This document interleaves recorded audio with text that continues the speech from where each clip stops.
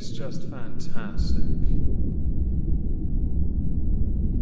Captain's Log, subdate 220426.8. The perp that is being placed within the ISO cubes today has a number of judges baffled. Some are even conflicted. Others want to reward the inmate with extra Nutriloaf slices. I do, however, wonder if my audience will feel the same way once I tell them what they're in for.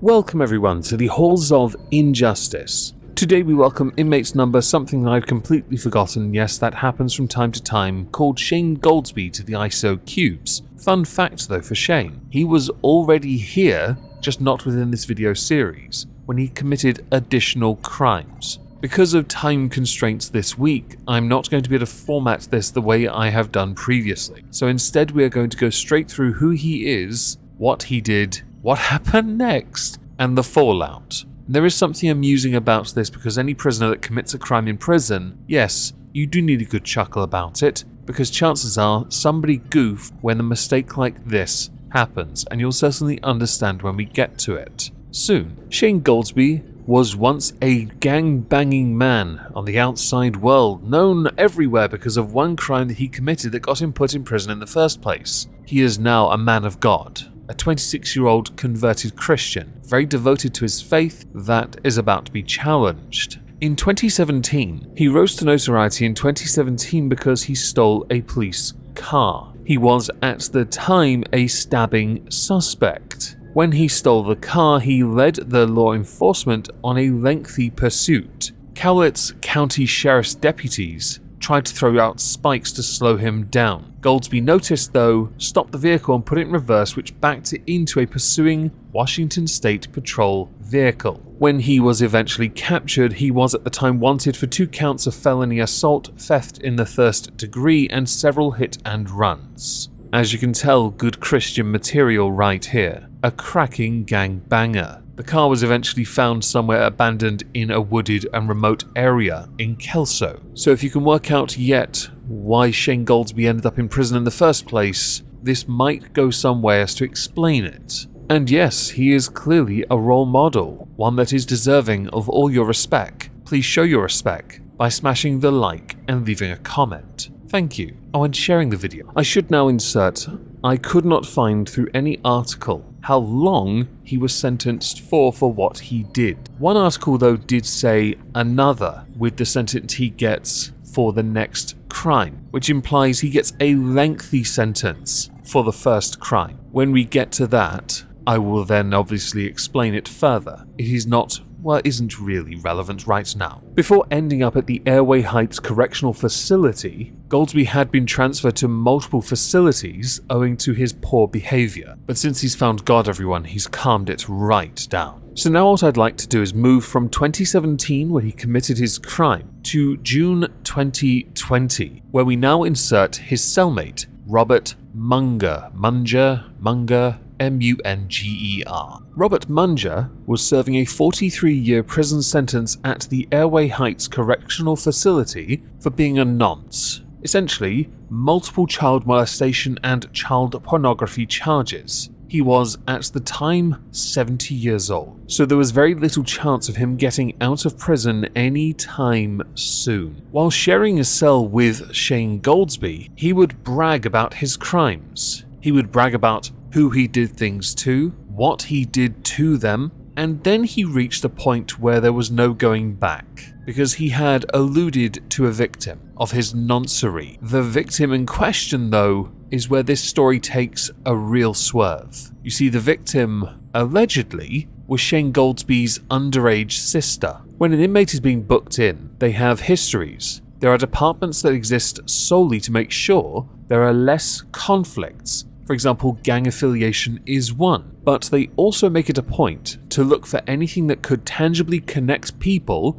in such a way that they may well get violent towards one another. Shane Goldsby, upon finding out that this nonce had touched his sister, spoke to the facility about being transferred because of what he knew. He gave them a year's notice, in fact. He gave them ample opportunity to move him so that he would not inflict unnecessary pain upon somebody that he also believed deserved it. I say unnecessary. I know someone's going to say, oh, but it's necessary. We are going to have to agree to disagree here. I want him to live all 43 years in prison. Sorry, I would have wanted. In this context, the prison failed. They failed a very, very basic thing, where all they had to do was do a history of the victims of Robert Munger, and they would have gotten Shane Goldsby's sister. In June 2020, while in the prison common area, Munger was bragging about his crimes. Goldsby had decided he had had enough and the prison had had its opportunity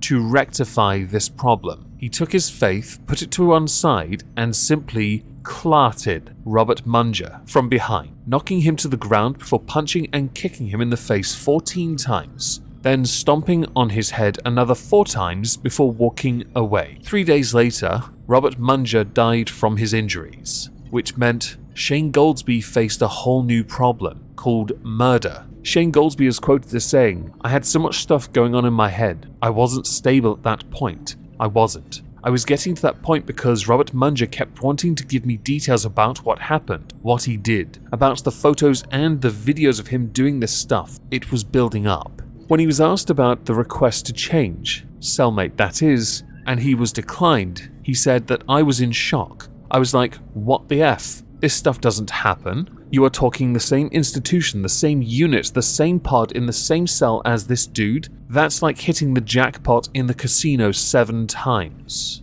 All of that, by the way, came from an interview with KHQ, and I can play a short clip of that now. Position that I shouldn't even be in to begin with, you know? This shouldn't have happened at all, okay? You talking this dude that did some sick, twisted things to my little sis, okay? And you want to put me face to face with this dude, okay? Between all that going in my head, then thinking about this as a setup. I won't deny when you're put in a situation that Shane's put in, it does look a bit sus, especially on the corrections facility that is supposed to have safeguards to prevent things like this from happening. Now granted, prevent doesn't mean guaranteed not happening. Thank you to that one person who will leave that one comment. I really appreciate it. But that system is supposed to be there regardless. When this went to trial, Shane Goldsby pleaded guilty to second-degree murder charges for beating his cellmate to death. During that trial, Shane Goldsby issued an apology. He wasn't able to finish the entire apology, it was to Robert Munger's family, where his statement reads as follows.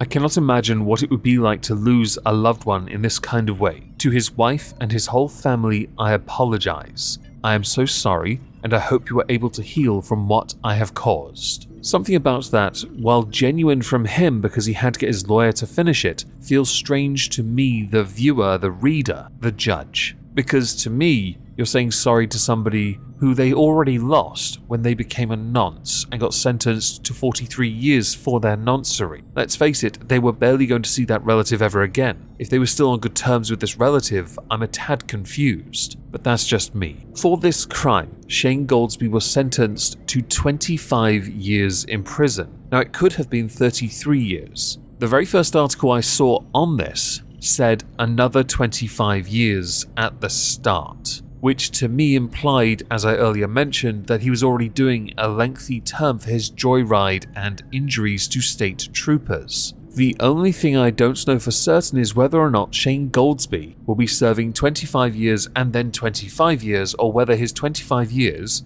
is partially concurrent with the other sentence he was serving, if that makes any sense at all. I do hope you understand now why some of this might seem a tad conflicting. For many people who will see this and think, he may have done some joyriding, been a bit of a gangbanger, reformed himself, but he took a nonce off the table. That's what some people will say. Many, in fact. We cannot condone violence. We really can't. There is a failing from the system itself, 100%, and those people should be rightly punished for it. And I would not at all be surprised if the Munger family sued the facility for failing to protect somebody that was under their care. It is a form of negligence after all, and somebody will undoubtedly have to foot that bill. With the nature of this crime, with the outcome of it, I would love to know what you all think, so please do let me know in the comments down below. Just as a heads up, next week back to regular Avatar, I promise. It was just I really don't have the time this week. Sorry. Hope you all have a fantastic day everyone, and thank you very much for listening.